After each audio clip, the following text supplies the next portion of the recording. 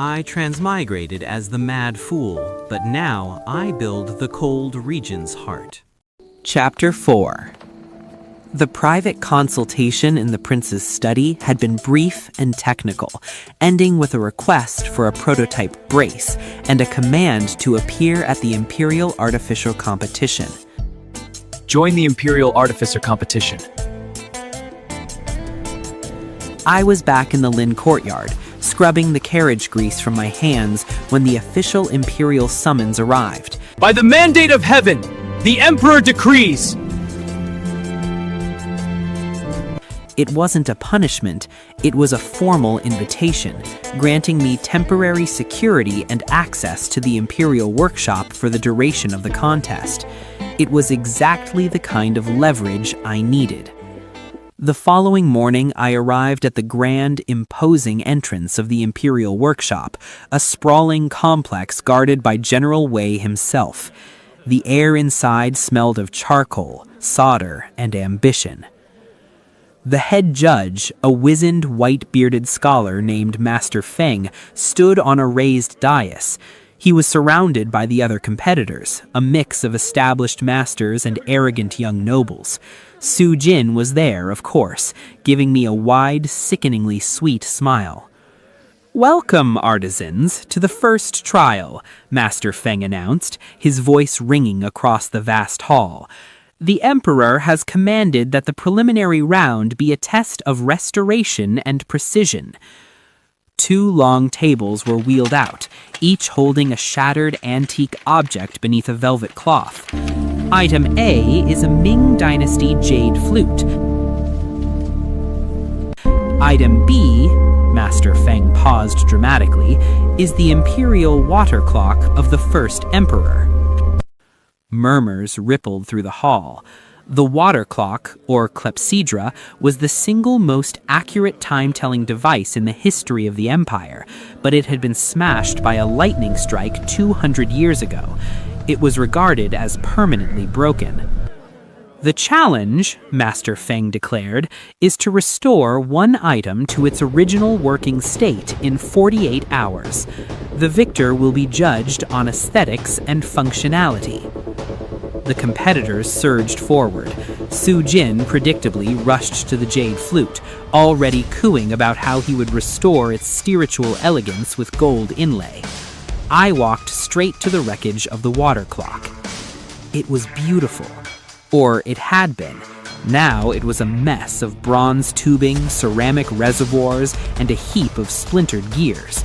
The entire mechanism was a massive, elegant machine driven by the relentless, predictable flow of water. The lightning strike had warped the metal housing and shattered the delicate ceramic floats that measured the hour. The previous Lin Xu would have wept at the impossibility of the task. Elias, the horologist, simply saw a challenge in fluid dynamics and material science. I set up my small workspace. While the other competitors focused on delicate gluing and polishing, I took an immediate inventory. The ceramic floats are irreparable. The bronze casing has a clear microfracture at the base of the primary reservoir. A young apprentice, watching me examine a warped piece of bronze with a hand lens, was openly snickering. Are you going to fix that with stable grease, Lin Xu? "Are you going to fix that with stable grease, Lin Xu?" Su Jin called from across the room, carefully cleaning a sliver of jade with a soft brush. "Perhaps you could slap some axle oil on the Emperor's history." I didn't dignify him with a glance. "The purpose of this machine is to keep time, Su Jin. Your focus on spiritual elegance will result in a beautifully finished piece that runs slow by 4 hours a day. My focus is on temporal consistency." I grabbed the warped bronze casing. It was useless as a time reservoir. The fracture would leak, and the warp would throw off the flotation metrics. I took the heaviest hammer I could find, and with a controlled fury, smashed the bronze reservoir into flat sheets.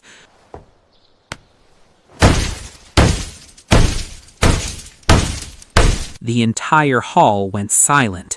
Su Jin dropped his brush. Master Feng's eyes nearly bulged out of his head. You stop right there, you mad fool! Lin Xu, what are you doing? That is an Imperial artifact. It was a compromised artifact, Master Feng, I corrected him, using my most clinical tone. The warped bronze was beyond thermal restoration. I've now converted the material from a structurally failed reservoir into a new stable material, bronze sheet stock.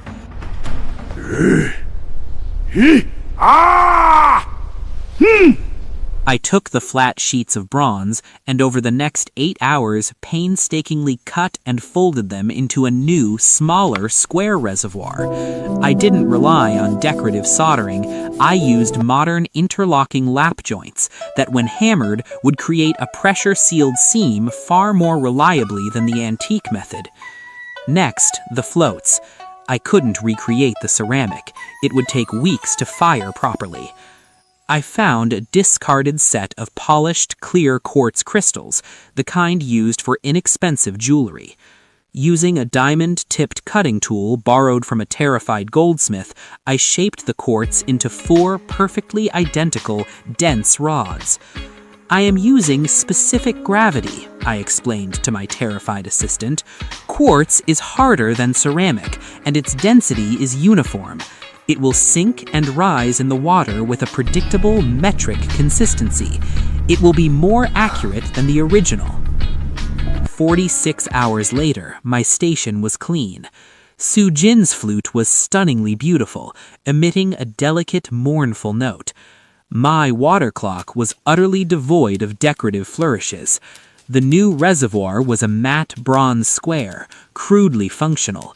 The interior was exposed, revealing the gears, the quartz rods, and the new brass siphon system I had installed.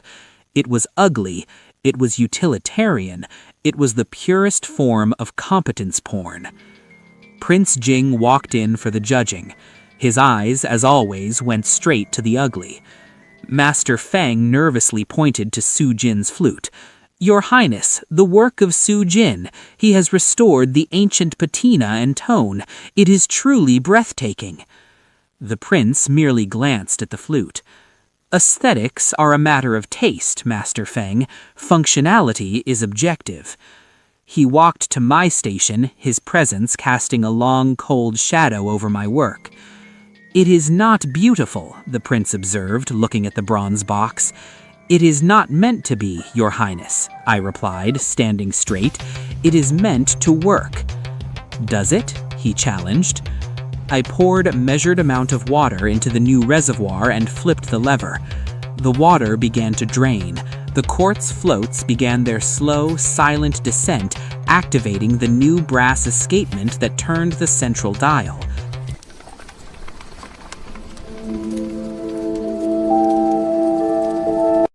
I pulled a small, precise sundial from my sleeve, a relic from my old life, calibrated perfectly to the moment. The moment is 1:04 p.m. The original water clock, even when repaired, typically drifts by 10 minutes every 8 hours. I predict that this one will drift by no more than 30 seconds. The clock began to tick. It was running. It was alive. Su Jin, seeing his chance, rushed up, pointing a delicate finger at the exposed gears. "Your Highness, look! The artisan has left the mechanics visible. It is a travesty. It is vulgar." The prince looked at the exposed gears, the intricate ballet of brass and bronze turning with perfect, measurable precision. He looked at the ugly, perfect joints of the reservoir. Then he looked at me. My hands were clean. My expression was stoic, and my competence was undeniable. "Vulgarity," the prince said, his obsidian gaze chilling Su Jin to the bone, "is the attempt to hide incompetence with decoration." He pointed to the water clock. "This machine has no lies. It is honest, and for the state, honesty is more valuable than poetry." The prince turned to Master Feng. "The winner of the first round is Lin Xu. Have him prepare for his next task. I wish to see what this man builds when he is not restoring the past, but designing the future." The silence that followed was broken only by the steady, rhythmic drip, drip, drip of the ancient clock, keeping perfect time.